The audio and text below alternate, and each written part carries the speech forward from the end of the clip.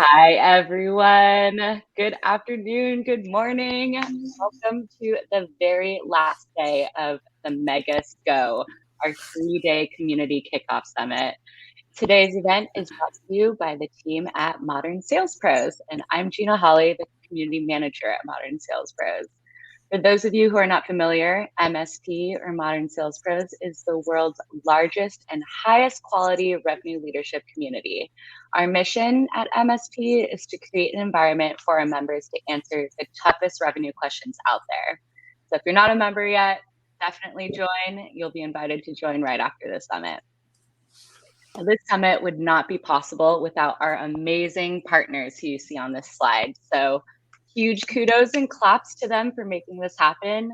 These partners are not only sponsoring this specific event, but also all 3 days of our summit and tonight's happy hour if you're in San Francisco. To learn more about our partners, definitely click on the Booths tab at the top of the event page and check out all of the ungated and valuable resources that our sponsors have made available just for us this week. So this week's summit will be full with the latest do's and don'ts for your 2022 SKOs. Whether you're in sales, marketing, customer success, or product, there's definitely an event for you. And this is the first event of our last day. So if you want to see what else we have going on for the rest of the day, visit the agenda tab at the top of this event page to see the full schedule of events. But for this session, I'm going to go over some housekeeping notes. The speakers are going to do an introduction of themselves, tell you how awesome they all are. We'll get into the content. We'll have time for Q&A, and then we'll wrap up with some key takeaways. But before we dive into the content, let's go over some quick housekeeping notes. So first, this event is being recorded, so don't worry, you'll be able to watch it and see it on YouTube right after this. And also, we'll send out the key takeaways to everyone who registered for the summit. Second, if you have a question for our speakers, please do use the Q&A function on the right side of your screen next to the chat. We can get them answered live. Also, the chat, it's wide open, so please do interact with each other. What do you think about a point that was just made? Let us know. All right, so let's get started with this event. The one and only Wesleyne Greer will be our moderator for today's panel. So Wesleyne, I'm going to hand it off to you. Thank you so much, Gina. I hope you guys are strapped in and ready for this amazing panel that we have today.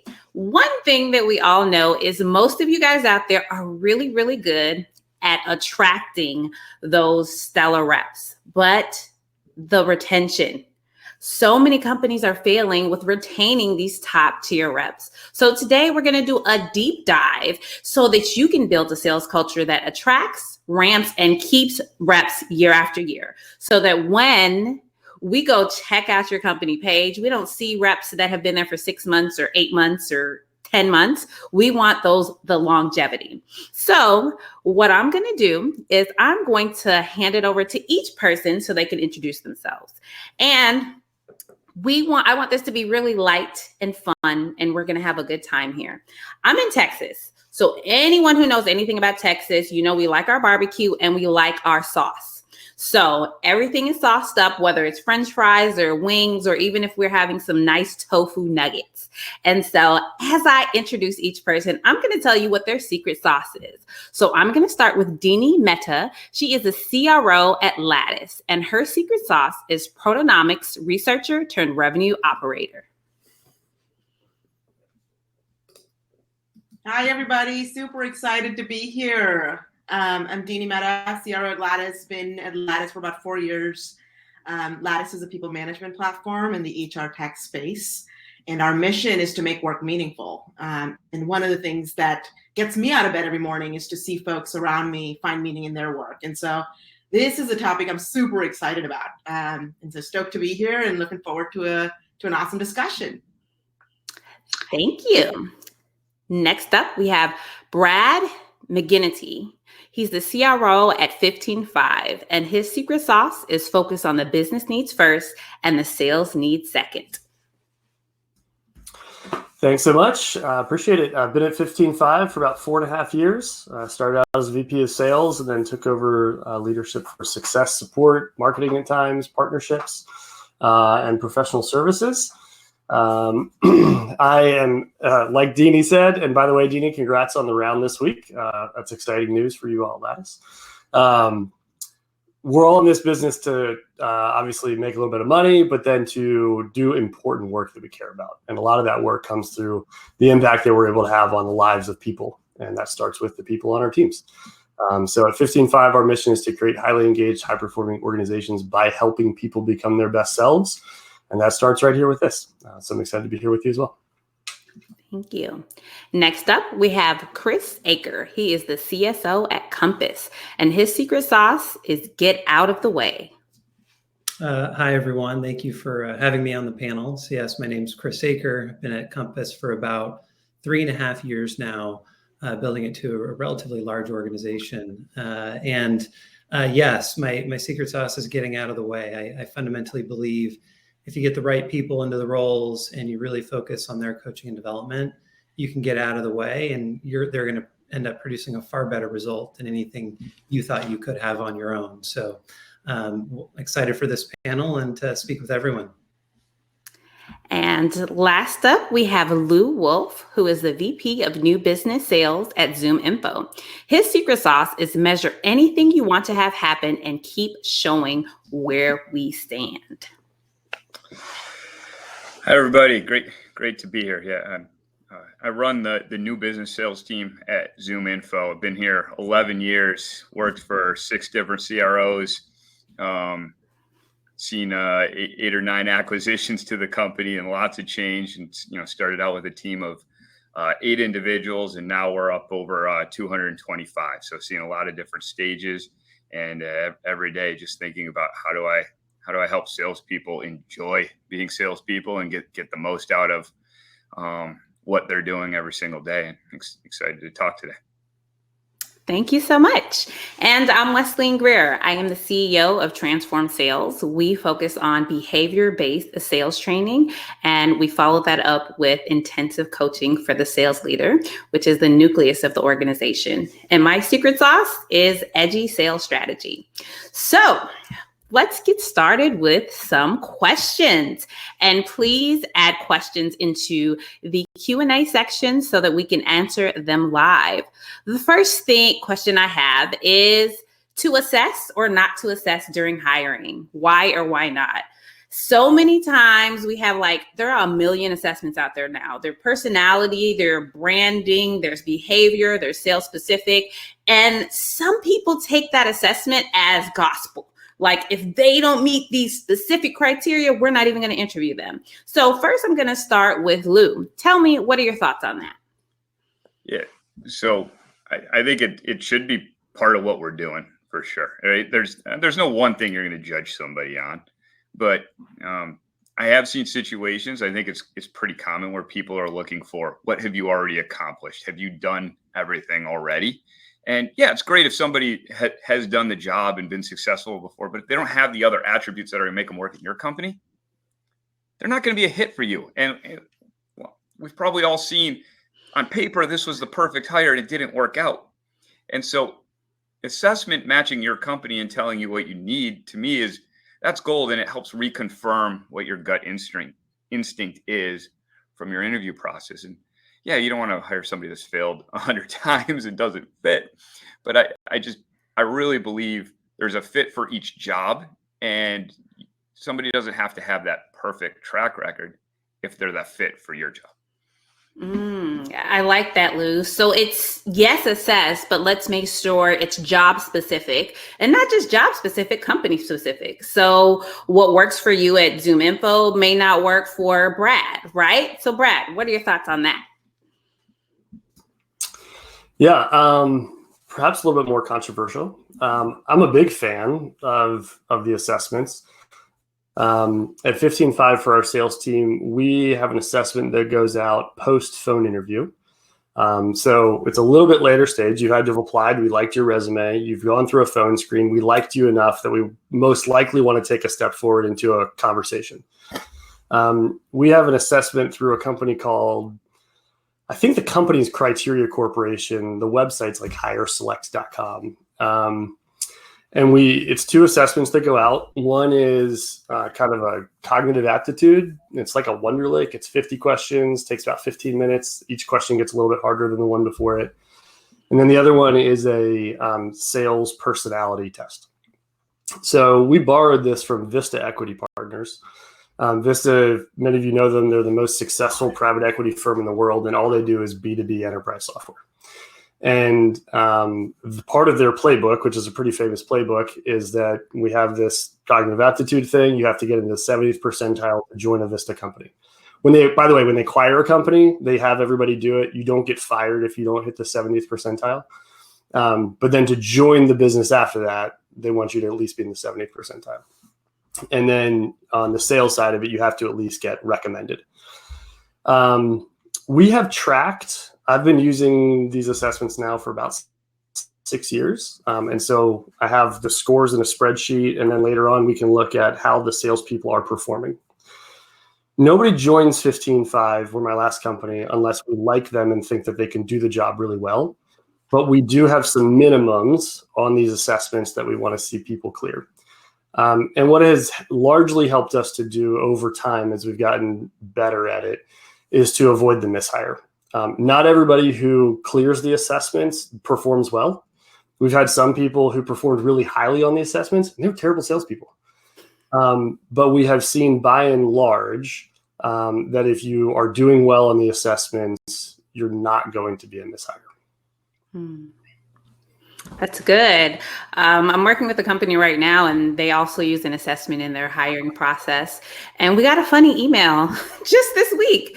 And the person said, I did this. I took 20 minutes to do this assessment, and I just can't believe that you would actually make a salesperson be subjected to this before even sitting down and talking to a hiring manager.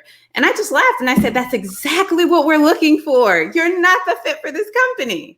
So, Dini, what are your thoughts on assessments? I'm I think I'm in the middle between Lou and Brad's perspective. I think assessments there's like stage, role, specific nuance that goes into your hiring process, but I'm a huge fan of having some sort of a process because it standardizes how you run an interview. It's good from a candidate experience perspective. It limits bias. It allows you to build for scale early. And yeah, I think it is a puzzle piece that you're putting together. There's company needs, there's team composition realities, and then there's the ultimate individual skill set and their needs and what they're looking for in their next role. And so I think of the best sort of hires are like ones that you're not just looking at resumes and pattern matching, because you can miss out on some great talent, is truly creating a experience through the hiring process where it feels like they're going to be working here. And what does that feel like? But adding sort of standardized process so that way we're not just leaning on likability as a factor. And so, yeah, I'm a huge fan of assessments, and you can keep it lightweight, but that helps you longer term to scale that. I like that. So you struck it right in the middle, in between them. We have a question from the audience, and so I'm going to hand that off to you, Chris. They asked, does it make more sense to hire externally or promote from within? Thinking about financial, cultural fit. And if it's an internal hire, do you have to have been in a junior role? And so I think this fits really well with that assessment, because we talked about reviewing resumes and thinking about what that person that we don't know has. But when we think about external versus internal, what are your thoughts on that, Chris?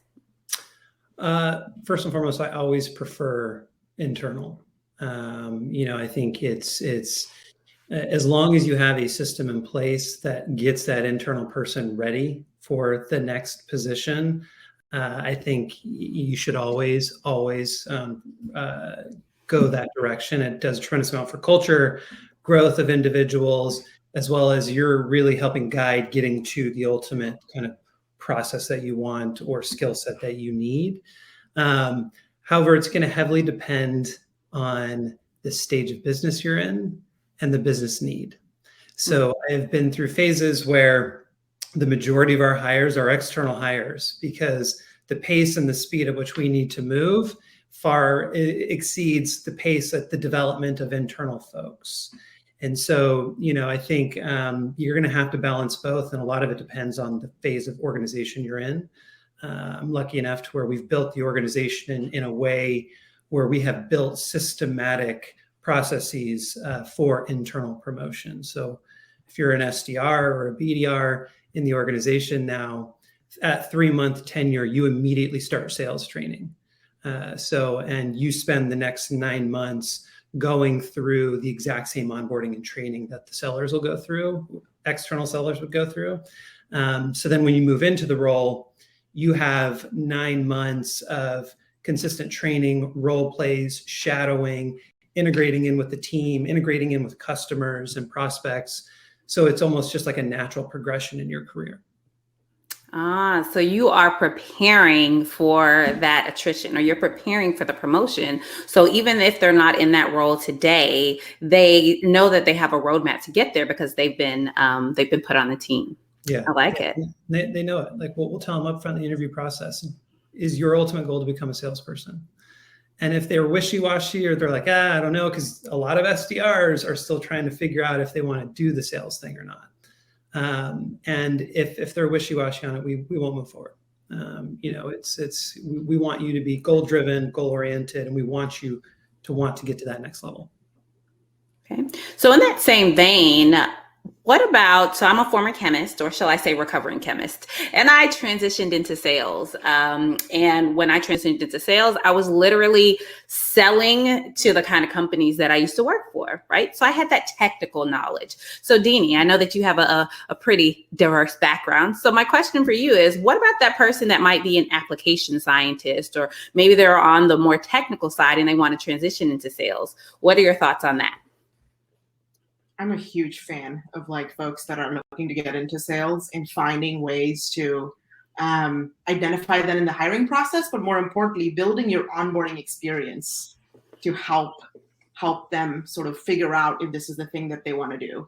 And I think going back to the competencies in the hiring process, right? If you just look at a resume, someone that's worked in a proteomics lab, not a good fit. But if you look at, hey, here's the things, curiosity, goal-oriented, here's the things that we're looking for as our core competencies of the role at this company, there's a strong fit. And so, and I think that's where the team composition comes into play, the company values and the company needs. And again, so going back to having a standardized process, because otherwise, we're all humans and we bias to, all right, they haven't done it, this is a risky move. So that's my perspective, is leaning into it at the right stage, objectively, and then creating your onboarding process. It's also important that you have the resources to actually make those folks successful in a new industry, in a new space. So I love it, but there's definitely nuance to it. Yeah, awesome. Brad, what are your thoughts on that?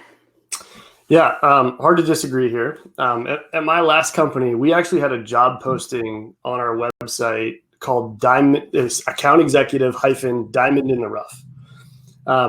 The job description was the exact same job as our account executive posting, but the requirements for the application were different. And it specifically called out hey, if you've never done sales, but you've always been a high performer in the things that you've done, you've consistently won awards, gotten promotions, succeeded and achieved in the things that you've done, we want you to apply for our account executive job, even though it doesn't say that you have 3 to 5 years of experience and you've worked in SaaS and all these other things. You've proven you're a high performer. We want you to apply. Exact same job, same comp plan. Everything was the same. It just had a different set of requirements.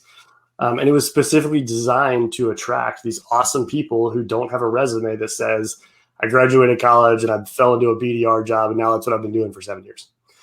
And we got some awesome people, some really awesome people who came out of that. It was a really fun way to do it. And I do think that, this was hit on before, but the onboarding program was what matters so much here. In that kind of non-traditional background, I do think it's even more important to get people who have a ton of initiative, and they're not going to sit around and wait to be told or wait to be taught and trained the next thing. They've got to be resourceful people. So that would probably be the one must-have characteristic that I'm looking for, in this person who might be switching from a different industry and role. Awesome. Thank you. So Lou, you have a pretty unique experience, I would say. You've been at Zoominfo for, I would say, almost a decade. I'll kind of round up for you. And when you started, there were only 8 people. And you've really grown your business unit, the organization. So when we think about really building that culture, is it more of a bottom up or is it a top down way to build the culture? Yeah. So, I mean, it's both, right? You can't have one work without the other. But I do believe it comes top down, right? We got to decide what are we? What do we want to be? And we got to pick people that agree with that. Right. So at Zoominfo, I'd say we're collaborative and we're driven. Right. If the first thing a candidate wants is work-life balance, well, no, we're more driven than work-life balance. It's not, and so you're not going to be a fit. And so we drive that from the top. This is what we're looking for. And then we also have to showcase it. Right. I can't say that we're driven and we're going to work. We're going to outwork everybody else and whatnot if I'm not doing it myself. Right. And then I can't say we're collaborative if I'm not sharing across the whole organization and if I'm not fostering. So I do think it comes from the top, but you got to find what you are and then find the people that are in on it. But then you got to listen to what's going on and you got to make sure there's always problems and you're going to figure that out from the bottom up. And then we got to make sure that we find that match so that we have, with 8 people, it's pretty easy to get 8 people on board. With 225, we got to listen to the masses and what's really going on and is what I'm trying to do actually how they feel and make sure we get that match. And in that, again, you have this organization, 225 people. Is there really anything other than compensation that you found that helps retain the people on your team? Yeah. So look, compensation matters to a good group of these people. And I don't think anyone's showing up to do this for free. But comp is only the main driver for probably about a third of the team. I think there's career progression, opportunity, and variance to what they're doing could be much more important to somebody than comp. And so if we're just focused on comp, you're going to lose that other third of your team, right? And then there's another part of the team that's sort of more balanced around those 2 factors, or maybe even wants to feel really good about what they're doing, what the product is, or other things. You got to zone on that also. But the main 2 things I'm looking at are comp and then progression and ability to be successful and feel successful. And everybody cares about both, but part of the team is much more on one and then part of the team much more on the other. So you have to pay attention to that a lot, which back to the other question is why I want to make sure that at almost every level in our organization, that there's an internal track for promotion and that we're at a minimum 50-50. I want to be 75-25. And infuse some outside ways of thinking and variation to my organization.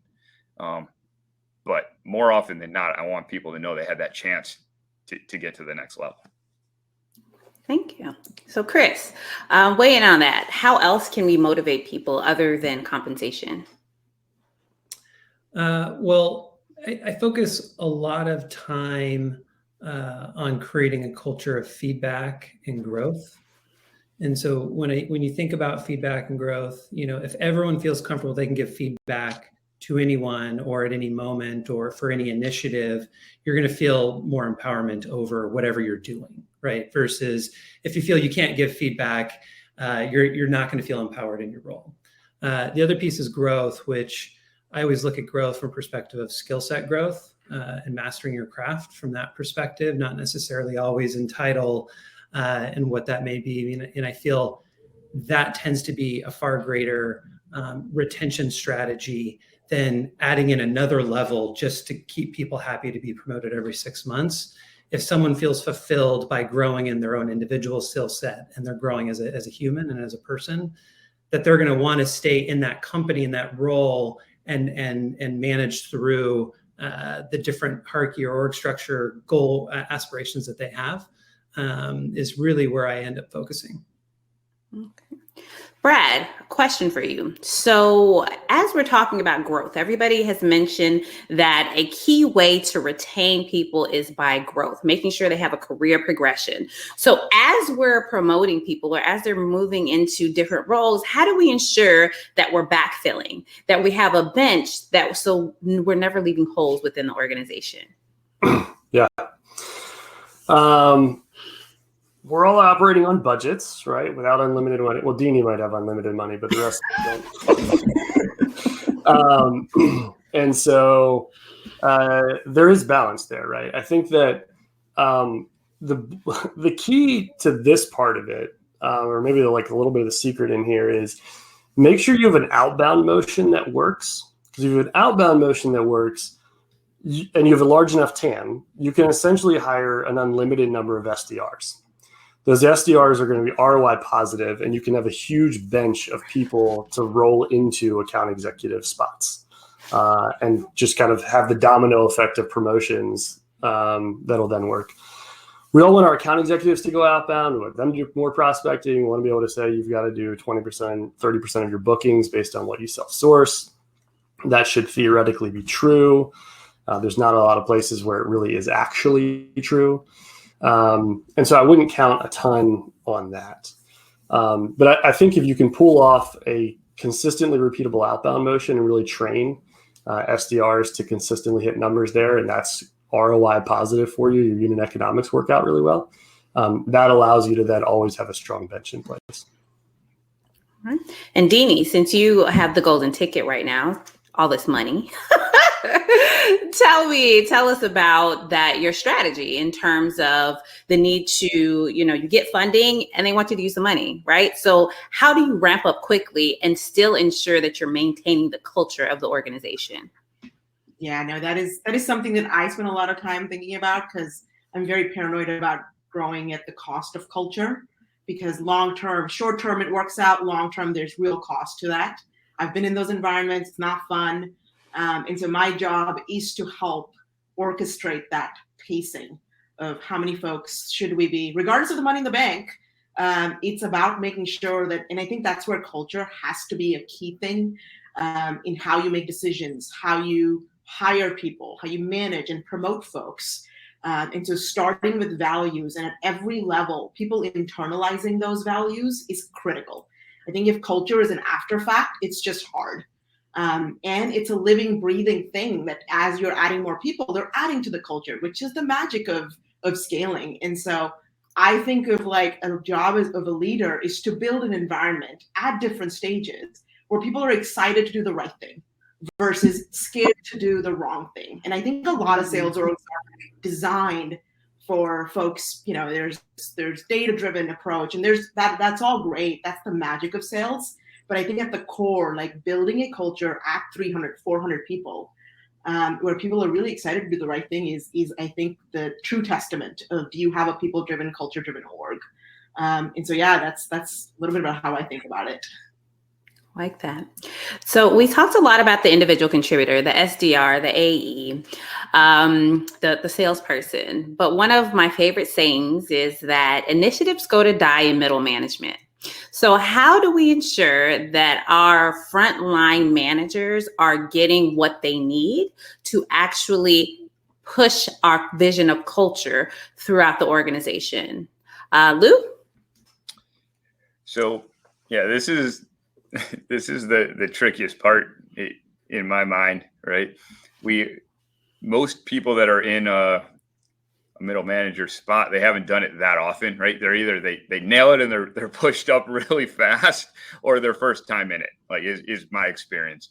And so most of my first time managers are in the biggest job they've ever had, and we have to support them in how to get through it. But it starts by, if you're in charge of those managers, making sure you're doing the things for those managers that you would have done if you had the direct line to the sales rep.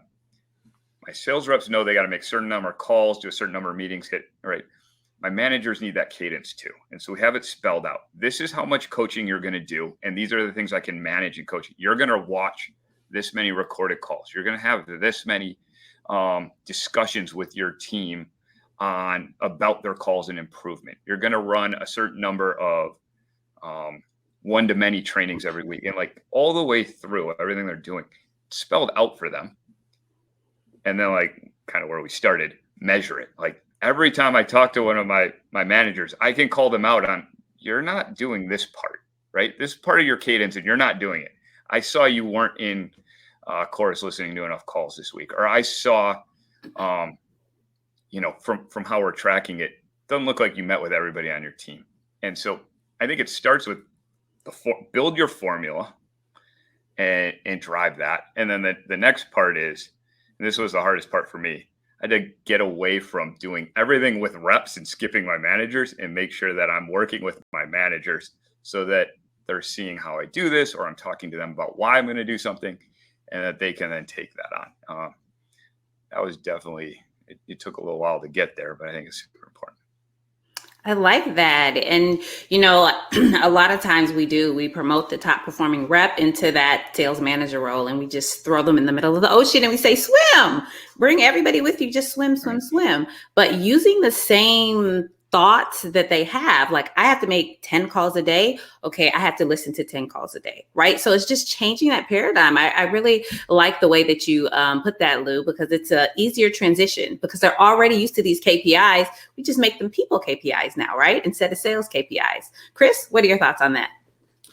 Yeah, I firmly believe that this is the most important group in any sales organization is the frontline leadership. Because they're the ones that, as much as I model culture or talk about culture of what we want it to be, they're the ones that are going to actually execute it. And the sales reps, the SDRs, they're all going to cue off of their direct leader. And so if their direct leader is not bought in, it doesn't matter what I'm doing. I could be waving my arms and screaming, but it's not going to matter because they're going to cue off of their core leader the most.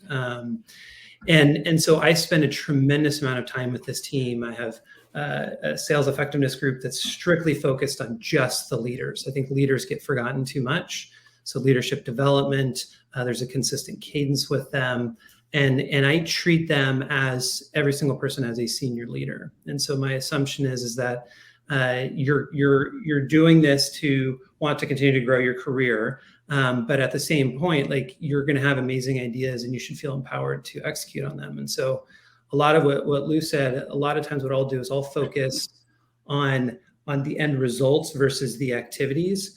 And so when you think about something like coaching, every single sales rep in their QBRs or their plan for the quarter, they have to outline this skill set, specific skill set that they want to improve in that quarter. And what are the actions they're going to take and what are the results they expect to see by improving that. And so the leaders are then held accountable to improving those specific skill sets and seeing those results with those individuals, because that tells me that then quality coaching is happening. And then we spend a lot of time teaching them how to identify through shadowing and then coach, what's the framework and how you coach, and really carry that forward. But I invest the majority of my time in that group.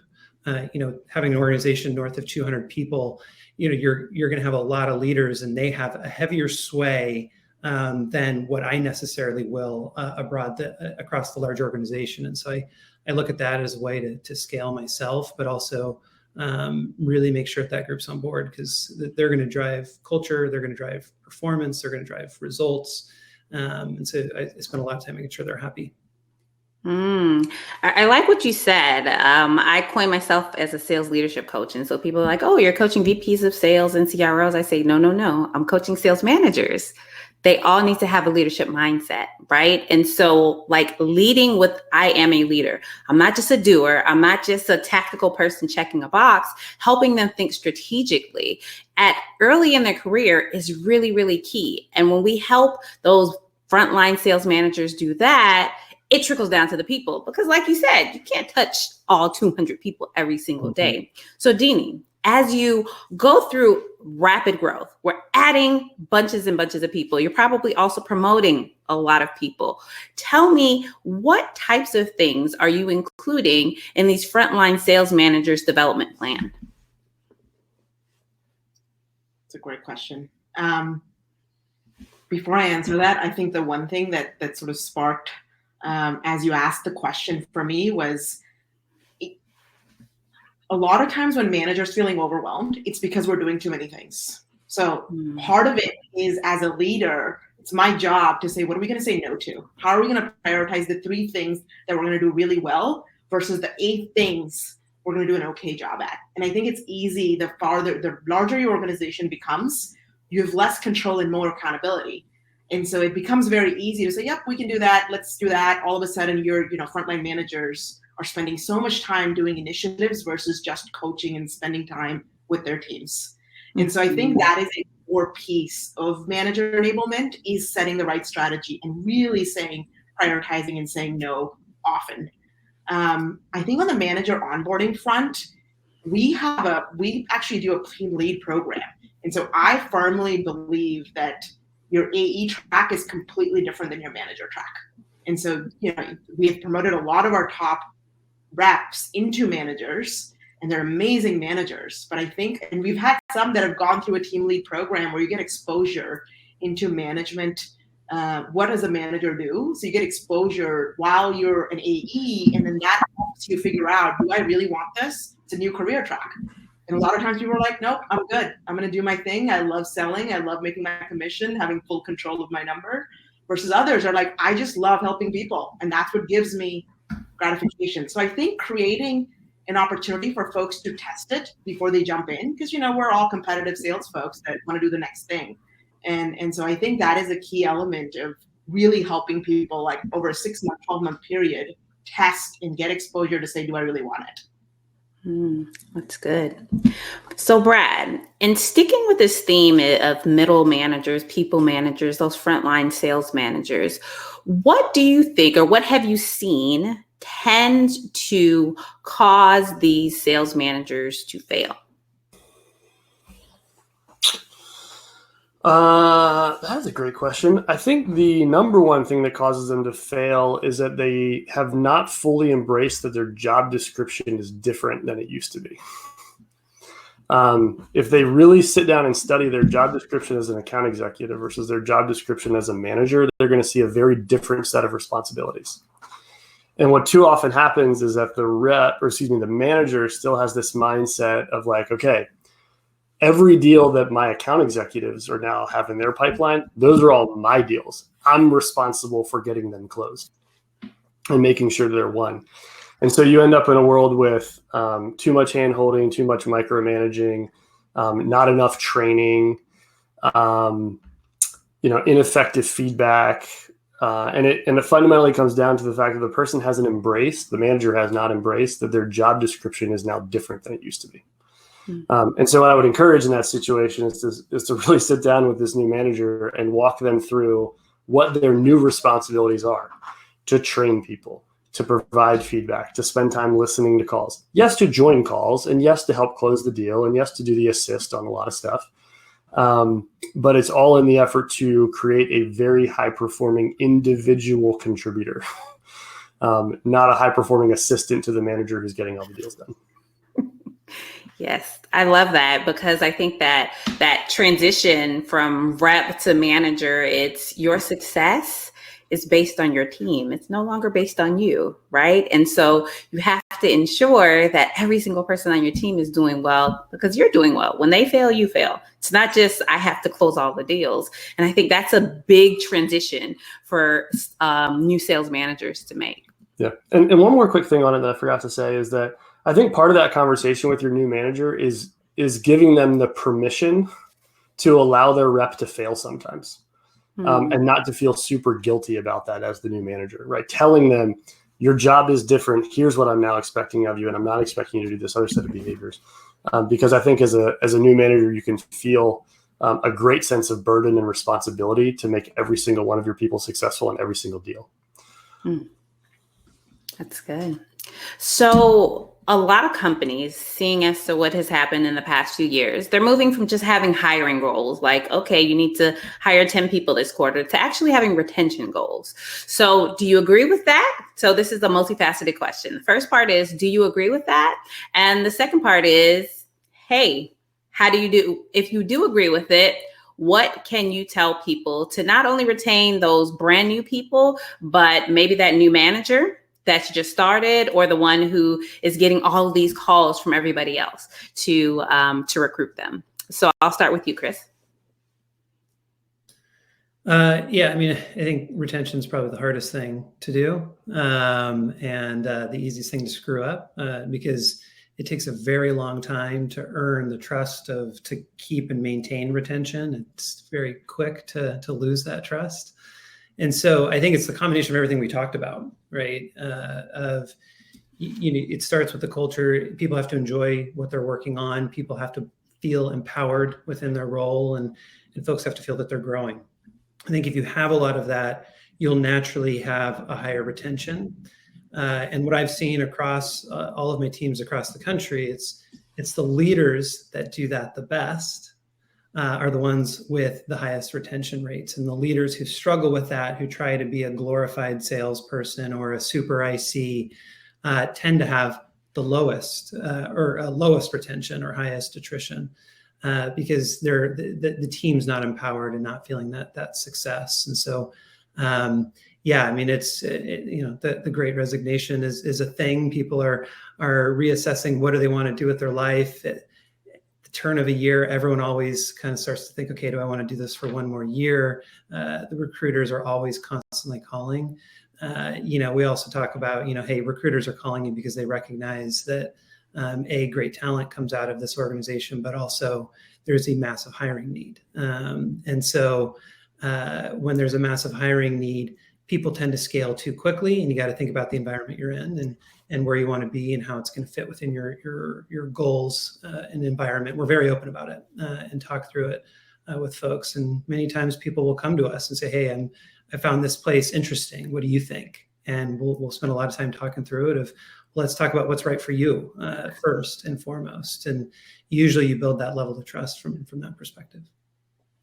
Transparency. I love that. Having that culture that is built on transparency. So somebody can say, hey, I've been approached. What are your thoughts on this? What do you think I should do?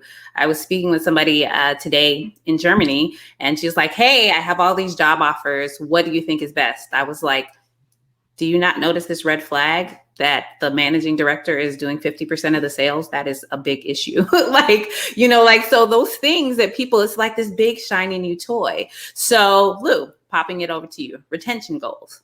So, yeah, I mean, obviously we want to retain people. What we measure is regrettable terms.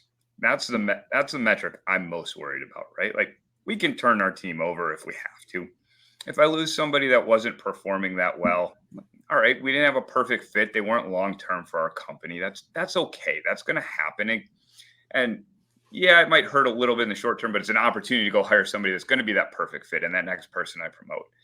A regrettable term is that's so costly. I got somebody who's producing that we like in the company that we want. And so every time someone leaves our organization, they're flagged. Was it voluntary, involuntary? And if it was voluntary, was it regrettable or not regrettable, right? Maybe we were pushing them to do something that they wouldn't do. I don't need to retain that person. So I like to measure regrettable terms.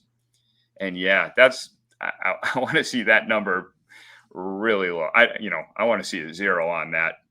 And we build our comp plans, our progression. We think about where people are at, and the second we're worried somebody could be a regrettable term, we're trying to do something to fix that. That's good. Brad. Real quick, you shouldn't have any voluntary non-regrettable term. Right? If you have voluntary non-regrettable, that means you didn't get rid of somebody that you probably should have gotten rid of. Lou, you can disagree? Well, I would say maybe you put somebody on a PIP and then they quit. Well, in theory, they quit, but like, were we working towards that? Right. There's some things like that. But yes, if it's out of the blue and we haven't had performance conversations with them and whatnot, then yes, that would be regrettable. Yeah. Go ahead, Brett. Talk to us about retention. Oh yeah. Goals. Well, I think the first thing is that having a retention goal in and of itself does put the focus on the wrong thing, which is potentially keeping people that you shouldn't be keeping. So I think Lou's point is spot on, that it's focused on regrettable, voluntary turnover. That's the problem. It's also worth noting that the goal of your goal as a sales leader is to create the most quota capacity and with like the ability to actually hit the goals. So it's easy to think that your next step is just to hire a person.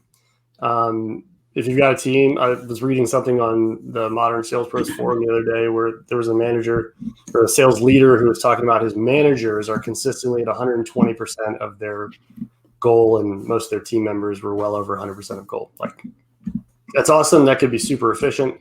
That does create a winning culture, which is going to help you retain people. You also can probably raise the goals a bit. And maybe you don't need to hire another person. And you can increase quota capacity by raising the goals a bit. So I think that retention goals can be valuable, but they can potentially point you towards the wrong objective. And if your goal is to create a scalable, profitable, and repeatable sales engine, some of that is about how do you maximize the amount of revenue that you're bringing at the door at the lowest cost, which doesn't always mean hiring more people or keeping people. Sometimes there can be more efficient ways of getting that done. But also, like, we're all going to hire people eventually because, there's a limit to what somebody can do. So I'd be a little careful with it. Okay, so retention goals are okay, but as long as they're not done in a vacuum, because you're right. If you're just focused on that goal, then you end up holding on to someone who doesn't need to be there, right? So, Dini, I want to kick this question off with you. What would you tell your younger self when you first started as a CRO? I have so many of these. Tell them all. I think one, take more vacations and prioritize and talk about mental health. There is a real sort of, pressure is a privilege, and a lot of us are driven by goals, but us as leaders talking about the toll that takes, especially in this, live at work situation we're in for 3 years now, I think there's a real cost. And so as a younger, early on, I wish I talked about it more. Now I openly talk about it. I take mental health days when I just need to take a break. And so that is one. Two, I think I was fully leading with data as the core and using things as like a 10% to validate the data. Now I do the opposite, which is like, I have the instincts. I'm close enough to what the folks are feeling and using data to validate or invalidate that hypothesis. So I think those are two that I wish I knew early on. Because that would have made the path a lot easier. So that second one, how did you make that transition from being so data-driven to switching to instinct and more people-driven? I think it's at the end of the day, like, we're as revenue leaders, we think about quota capacity. We think about how is the quota capacity and the backfill capacity going to get us to the plan? What are the attainment trade-offs? Those are real things. But the folks that we're looking at on a spreadsheet are also real people. And so I think at the end of the day, like, remembering that is, at the end of the day, the team you build is the company you build. And that's the plan you're going to deliver. And so, I really, like, everything we do is at the core in the service of the people that are here. Because if you do that, I believe that if you prioritize people over pipeline, good things happen. And that is, it's proven to be the case. And so even like the prior discussion on terms, I may have a controversial opinion of like every term is a failure at some level. If you hired someone that wasn't a fit, that's a hiring miss that we should all take accountability for. So I think there's like learnings of any term. I don't think it's the Great Resignation, it's the Great Reshuffle. So you think there's a lot of pieces in there where I'm like, people and culture have to be the core thing if that's what you're optimizing for. I love that. People over pipeline. The P's. Chris, what would you tell younger Chris just starting out as a CRO? I think it's similar to what Lou mentioned earlier. Is when I first started, my entire focus was the sales team, the sales people. And it's the biggest body, it's the people closest to the revenue, and I just assumed that managers would be coming along. And it didn't take me too long to figure out, actually, no, my job is no longer managing salespeople directly, and really, really focusing that time on those leaders and treating them as individuals of senior leaders in the organization. And your instinct is to dive in to solve problems, right? You identify a problem, you have the experience, you know how to solve it. But we're not problem solvers anymore, right? We're enablers of the great talent that we have to go and solve challenges, to inspire performance. And so I spend all my time now with leaders asking them, well, how would you do this? What are your thoughts? How should we approach it, to start having them build the skill sets? Because if I have a bunch of CROs in the team, I know we're going to have a significantly stronger team than one, right? Awesome. And Lou, what would you tell what did you tell yourself when you were just with 8 people?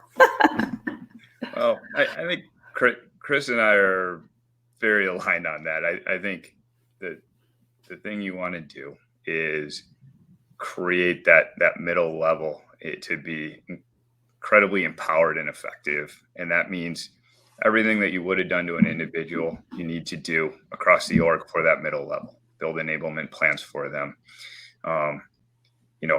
I would say, like, I want my managers to be coaches. And so what are we doing to make sure that they're coaches and that people want to work for them and work with them, and that they're learning from them, and they're a leader, but they're that person that's teaching you something. And like everything I'm thinking about is, am I building that structure, or am I just getting something done? If you're just getting something done, then eventually you'll have too many tasks and be task saturated, like we were speaking about earlier. Brad.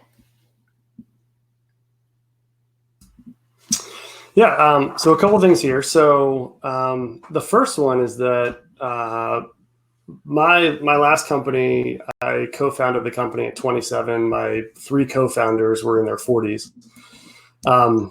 And like, I just felt very much like this young boy, basically, with this like experienced set of people. We raised venture capital. I'm sitting on the board and all this kind of stuff. And I always felt like I had imposter syndrome with this very senior set of people as on the executive team and in the boardroom and that kind of stuff. And so I think that the first thing, if we're rewinding, for a lot of you who might be in your first senior leadership sales job, you're in that job because the people around you think you can be really successful.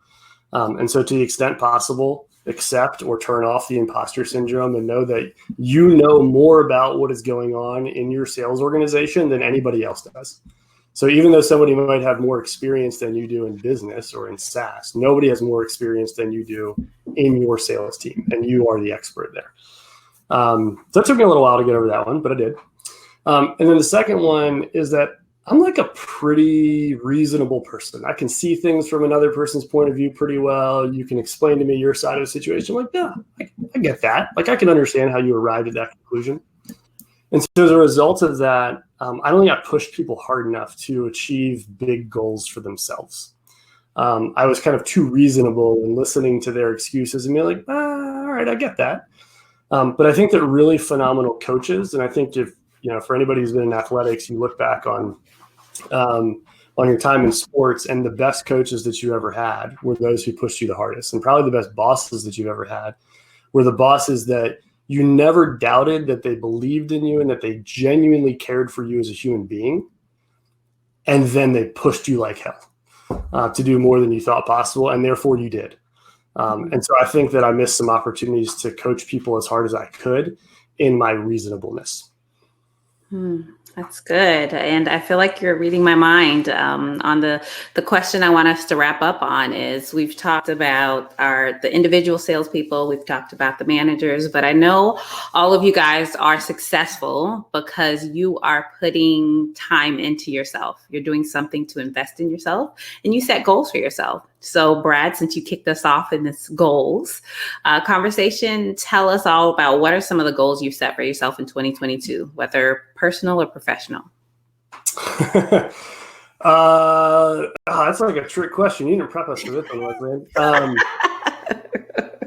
For the last few weeks, my wife went through some pretty major surgery, and so all I've been focusing on is keeping my children fed and at school and activities, and my wife cared for.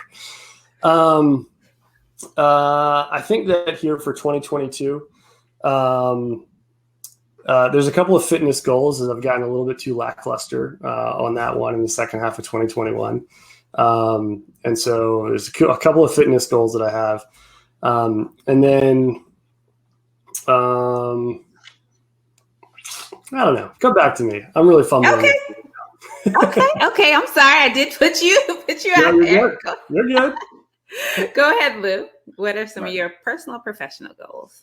All right. So on the professional side, one goal we have is I want to get 50% more revenue out of our 0 to 6 month hires. We think we have an opportunity there. We think we can do a lot more. It's very measurable. We can see this. And we've made plenty of hires that do that, but the total group doesn't hit that level.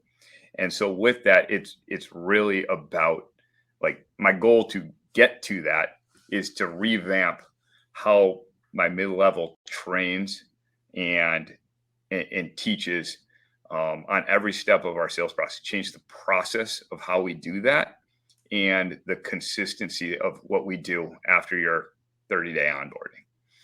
So that's my big professional goal. That's a good one. I love it. It's very measurable and specific. Chris, what about you? Yeah, I had the same reaction as Brad of like, oh, geez, I've been so focused on rolling up quotas and targets for the team. So, $1.4 billion in sales, I guess. One that my wife and I talked about, because my wife is also an executive, a senior executive in her organization, and we are in very stressful jobs. And it's not often when things are going really well, people come to us and want to tell us and celebrate with us. It's usually when something is going south or there's a difficult challenge and you have to be calm and measured and, and work through those issues and challenges. And so when it comes to being at home, not that this was a key issue, it just became, we want to make this a focus, which is bring extreme positivity into the family life. Because, you finally log out of 10 hours of Zoom calls and you're just tired, right? And you just want the kids to eat their dinner. Like, please just eat your dinner, right? And so we have actually challenged each other to help create positivity, more positivity, and support each other in being positive, because it's too easy to bring that stress into the home life. And so that is one specific goal that we talked about together, which we typically don't, because we're typically off doing our own things and this, that, or the other. And so I think it was a great moment for our relationship, and as well as just our own personal development of helping create that separation between work and life in this COVID world. I love it. And Dini? Yeah, I have a personal goal. I'm embarrassed to admit this, but last year was the first time in my professional career I took a 2-week vacation where I fully disconnected. Because normally I would, take a week off, but I'd check in every day on email, mostly because I wanted to, and I'd had anxiety about not being in the know. And so I did that last year, and it was truly life-changing. And so committing to doing 4 weeks of that this year. Just deleting Slack, deleting emails, just not available for 4 weeks. And so that is my goal, double the sort of 2 weeks bliss that I experienced for the first time last year. I love it. And we have about a minute remaining. So we're going to do a quick 10-second tweetable takeaway, and then we'll hand it on back to you, Gina. So Brad, what is your 10-second takeaway from our session today?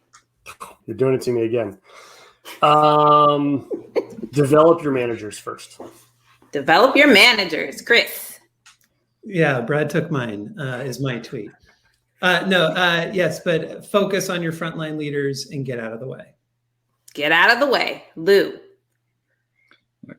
Keep the regrettable terms to 0. Regrettable terms at 0. And Dini? people over pipeline to drive profits. I love it. And thank you everyone so much for joining us. We hope that you have some actionable insights to develop and use in 2022. Thanks everyone, Wesleyne, Chris, Brad, Lou, Dini. This was so amazing, so fantastic. Thank you for kicking off the very last day of our summit with some amazing content and that energy, Wesleyne. I can't even match it. That's amazing. Next up is our comedy hour, and we'll see you there.